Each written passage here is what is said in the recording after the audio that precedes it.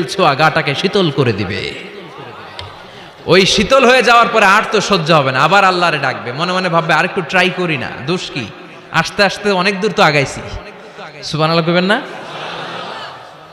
এবার আল্লাহরে বলবে, আল্লাহ ইনদি সুয়াল, আল্লাহ তুমি যদি কোনো বিষয়ে নতুন করে ডিসিশন নাও, তোমারে জিজ্ঞেস করার মতো কি কেউ আছে?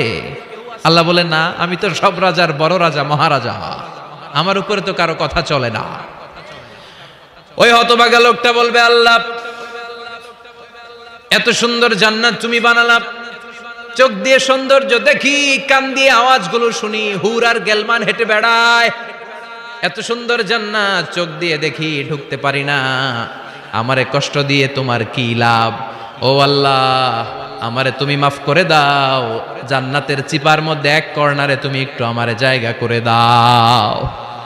আল্লাহ বলবেন, ওয়াই হাক ইয়াবনা আদম, তোর ধ্বংস হোক হে আদম জাত, মা আগদারাকা, তোর চেয়ে বড় গাদ্দার আমি আমার সৃষ্টিকুলে কাউরে দেখি নাই, কারণ তুই আমার সাথে